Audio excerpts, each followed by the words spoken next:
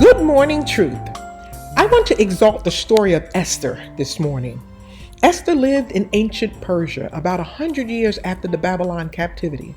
When Esther's parents died, the orphan child was adopted and raised by her older cousin Mordecai. One day, the king of Persia, Xerxes, threw a lavish party, and on the final day of the festivities, he called for his queen, Vashti.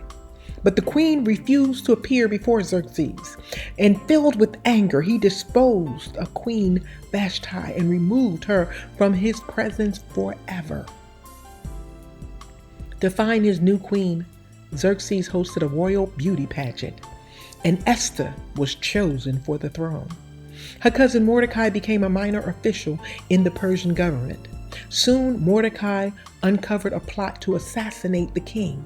He told Esther about the conspiracy, and she reported it to Xerxes, giving credit to Mordecai. The plot was derailed, and Mordecai's act of kindness was greatly appreciated by the king. At this time, the king's highest official was a wicked man named Haman.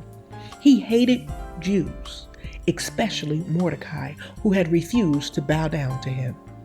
Haman devised a scheme to have every Jew in Persia killed. He manipulated it so that the king agreed to his plan to annihilate the Jewish people on a specific day. Meanwhile, Mordecai learned of the plot and shared it with Esther, challenging her with these famous words outlined in Esther 4:13-14. Do not think that because you are in the king's house, you alone of all the Jews will escape. For if you remain silent at this time, relief and deliverance for the Jews will arise from another place, but you and your family will perish. Who knows but that you have come to this royal position for such a time as this? Esther urged all the Jews to fast and pray for deliverance. Then, risking her own life, brave young Esther approached the king with a request. She invited Xerxes and Haman to a banquet where eventually she revealed her Jewish heritage to the king, as well as Haman's diabolical plot to have her and her people killed. In a rage, the king ordered Haman to be hung on the gallows, the very same gallows Haman had built for Mordecai. Mordecai was promoted to Haman's high position, and Jews were granted protection throughout the land. The people celebrated God's tremendous delivery, and the joyous festival of Purim was instituted. Esther's bravery and faith in God are a testament to the trust this woman had in the living God. Her life is a lesson in God's sovereignty over his creation. God maneuvers every aspect of life to position people in governments and situations for his plan and his purpose. We, like Esther in life, will be faced with many meaningful choices that we have to make.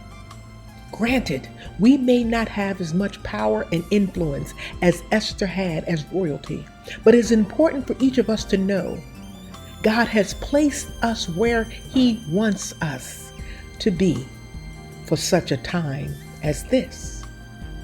We are not here by accident. We have a God-given circle of influence. We cannot stand idly by and watch injustice repeat itself over and over again. We must pay attention to what's happening around us and seek God's direction in how he wants to use each and every one of us.